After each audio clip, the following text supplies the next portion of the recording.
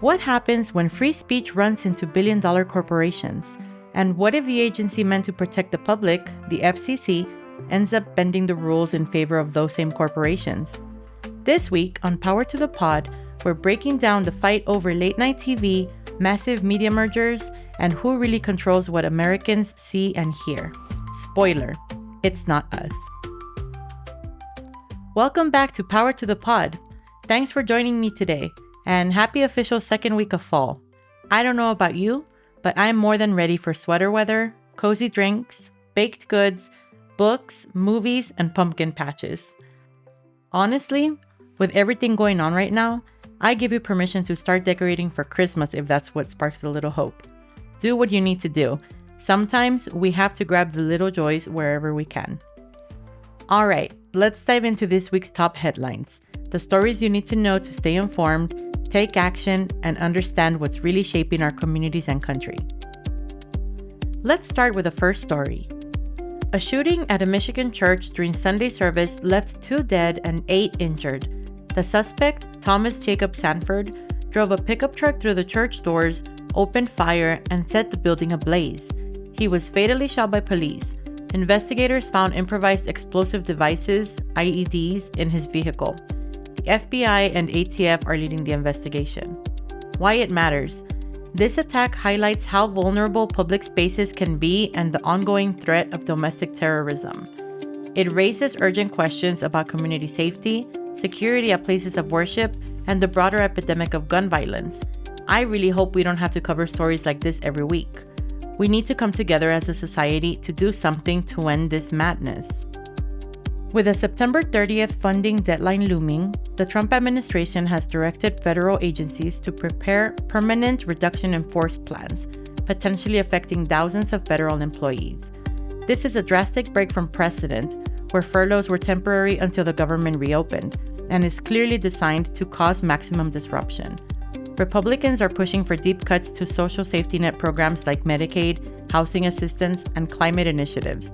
Democrats are resisting these cuts, fighting to protect vital programs while the standoff threatens essential services for millions of Americans. Why it matters. These permanent firings hit federal workers and the public services we all rely on, from Social Security to disaster response and health services. It would be really nice if the government stopped using citizens as pawns to push their agendas. Millions of people's livelihoods and access to critical programs are being held hostage while this political standoff plays out. President Donald Trump has issued a presidential memorandum directing federal agencies to investigate and dismantle what he describes as left-wing domestic terrorism networks. He named Democratic donors George Soros and Reid Hoffman as potential funders of such activities, though he admitted lacking direct evidence. Critics, including the ACLU, have condemned the memorandum as a politically motivated effort to suppress dissent and target civil society groups, raising concerns about the erosion of democratic norms and civil liberties. Why it matters. Using federal power to target political opponents threatens democratic norms and civil liberties. Ordinary citizens, community groups, and activists could face increased scrutiny or intimidation. That would include me. Staying informed and supporting organizations defending civil rights is essential. Democrat Adelita Grijalva secured a decisive victory in Arizona's 7th Congressional District special election, becoming the first Latina to represent Arizona in Congress. She is poised to succeed her late father, Representative Raul Grijalva, who served the district for over 2 decades. Grijalva is backing a discharge petition to release the Epstein files. With enough signatures now in place, the House is set to vote, bypassing leadership roadblocks. However, Speaker Mike Johnson has not set a date for her swearing in, potentially delaying her ability to cast the deciding vote on this issue. Why it matters. Even a single special election can shift political power, influence major accountability issues, and show how elections directly impact government transparency. Every vote and every new office holder can change policy outcomes. The Department of Health and Human Services under Robert F. Kennedy Jr. has linked prenatal Tylenol use to autism, a claim that is not supported by credible scientific evidence. Additionally, HHS has promoted leucovorin as a treatment for autism, despite it not being a proven cure. Autism advocates emphasize that autism is a neurotype, not a disease, and warned that such misinformation can stigmatize families. Meanwhile, funding for autism support services and programs is being cut across the country, leaving families with fewer resources. Why it matters. Misinformation can influence healthcare decisions and policy priorities, putting vulnerable families at risk. Supporting science-based policies and advocating for adequate funding for autism programs is critical. Reminder to register to vote. Deadlines are coming up. This is your nudge. Voter registration deadlines are right around the corner for local, state, and federal elections. Even if you think you're set, double-check your status. Some states quietly purge inactive voters from the rolls. Here's what you can do. Check your state's deadlines. They vary a lot. Verify your registration at vote.gov and spread the word. Remind friends and family too. Why it matters. Local elections affect your everyday life. Schools, housing, safety, and community resources. This year, don't miss the high-profile gubernatorial races in New Jersey and Virginia. They will shape state leadership and influence national political trends. Think bigger. Voting is powerful, but so is running for office yourself. School board, PTA, city council, local office, these roles shape communities from the ground up. This election alone, there are roughly 30,000 city council seats and countless school board and local positions up for grabs. One of those seats could be yours. Yes, yours. Think about the impact you could make. Bottom line, don't let deadlines or bureaucracy take your voice away. Make sure you're registered, ready, and thinking about the future. State policy win. Colorado scored a big win for immigrant rights when Governor Jared Polis signed Senate Bill 25-276, the Protect Civil Rights Immigration Status Law, on May 23, 2025. Several key provisions went into effect in September 2025, requiring public institutions across the state to update their policies. Key protections now in effect. ICE needs a judicial warrant to access schools, healthcare facilities, libraries, or child care centers.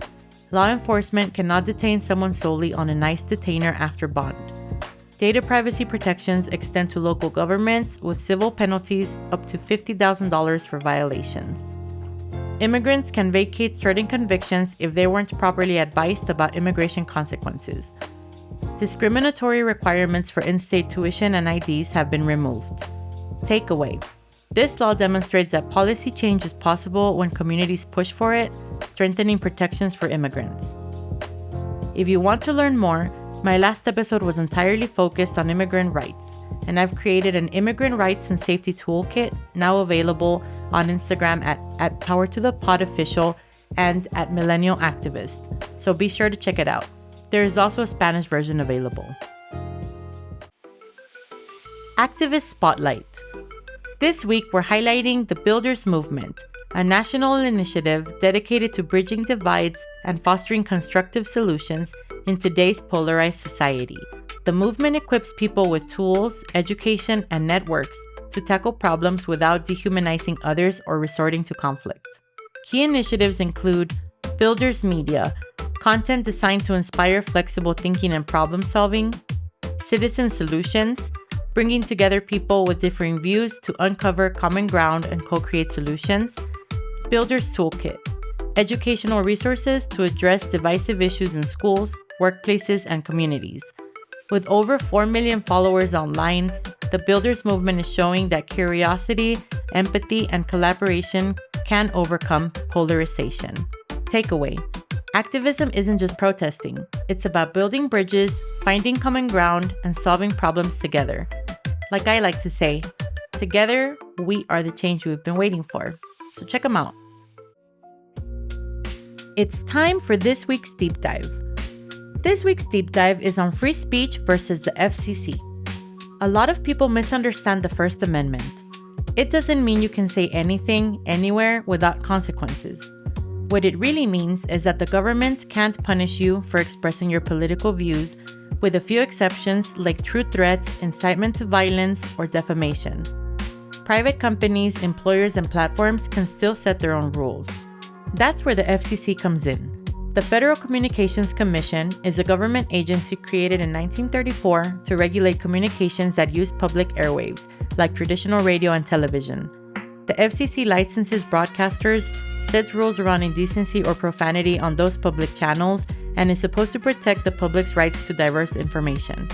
But the FCC only covers public broadcasting.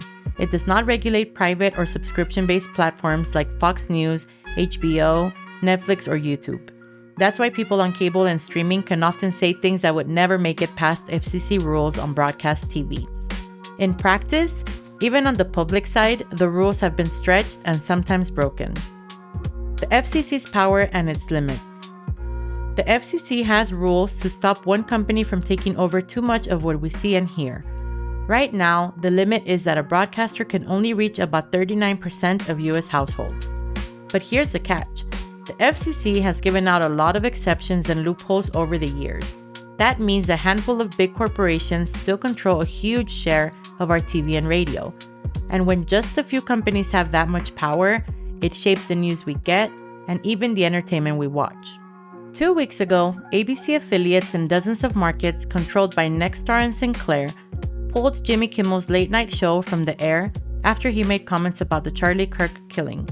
Officially, it was about content, but FCC Chair Brendan Carr's public threats, amplified by these powerful station owners, raised real questions about government overreach. This wasn't just a programming decision, it showed how quickly government pressure and corporate consolidation can silence a voice. Then came the backlash. Viewers canceled Disney Plus and Hulu subscriptions, stock dropped by billions, and even some of Kimmel's usual political opponents admitted the danger of punishing speech. Under public pressure, Sinclair and Nexstar finally put Jimmy Kimmel Live back on the air this week. Why it matters. The FCC is supposed to stop one company from dominating too much of what Americans see and hear, but loopholes and consolidation have left us in a place where two corporations and one government official nearly decided whether millions could watch a late-night host at all. The public pushback worked this time, but it's a stark reminder of how fragile media freedom becomes when too much power sits at the top. Zooming out, Kimmel's fight is part of a bigger story: media consolidation.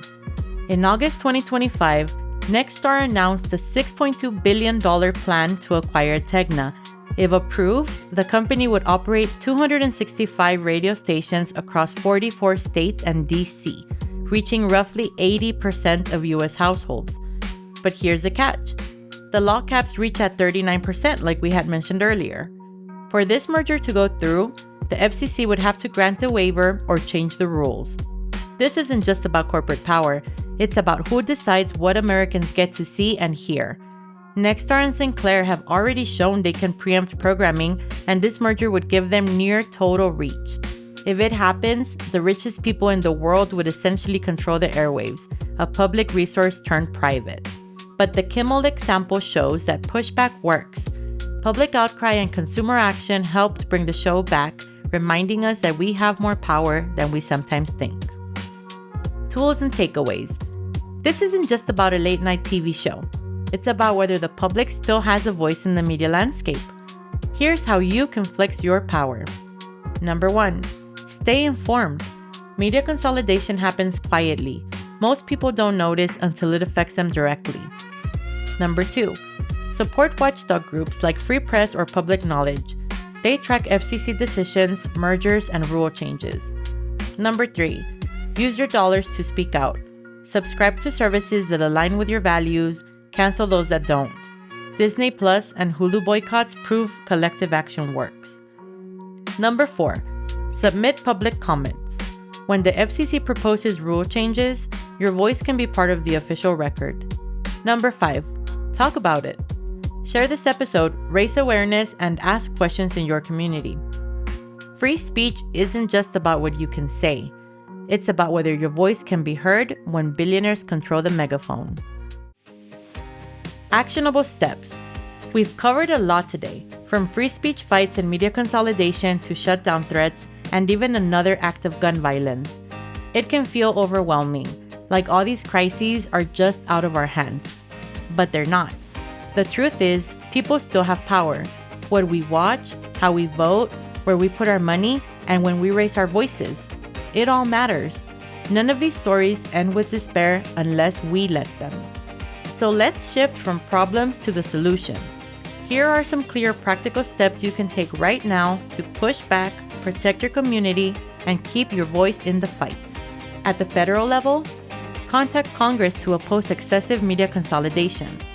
Push for FCC accountability on enforcement actions that threaten free speech. Register to vote and stay informed about federal candidates. At the state level, support state legislation that protects immigrant rights and privacy.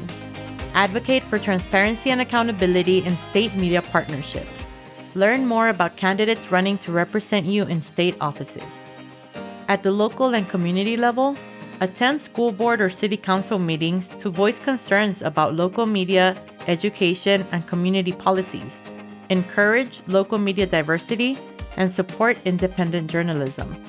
Consider running for a local position yourself to directly influence your community. That was my favorite. On a personal level, use your consumer power. Subscribe to platforms and services that align with your values and cancel or boycott those that don't. At the same time, consider supporting your local library and making the most of the resources they offer. Beyond physical books and music, many libraries now let you borrow digital media, like ebooks, audiobooks, movies, courses, and even my personal favorite, the Hallmark Movie Pass, through apps like Libby, Hoopla, Creative Bug, and LinkedIn Learning. But it doesn't stop there. Many libraries now provide 3D printers, VR equipment, telescopes, sewing machines, crochet hoops, city passes, family activity backpacks, and so much more. With library funding increasingly under threat, now is a perfect time to check out everything your library offers and show that these community resources are invaluable. We personally love supporting our local library and invite you to do the same. Join movements like the Builders Movement to combat division and participate in constructive civic engagement. Consult your doctor for any medical guidance rather than acting solely on headlines or social media claims, especially since the HHS has circulated information that many medical professionals advise disregarding. Bottom line, change happens at every level, from personal choices to federal policy. Your voice, vote, and actions all count. Thanks for listening to Power to the Pod. I'm Liz, and if this episode resonated with you, share it with someone who needs to hear it. Media consolidation thrives in silence, and the only way to fight it is by making our voices heard. Follow us on Instagram at Power to the Pod Official and at Millennial Activist, and subscribe on your favorite platform so you never miss a deep dive into the issues that shape our world. And remember, the airwaves belong to the public. Our votes matter, and our collective action can make a difference. So keep paying attention, keep speaking up, and together we can protect the freedoms and resources that matter most. Until next time.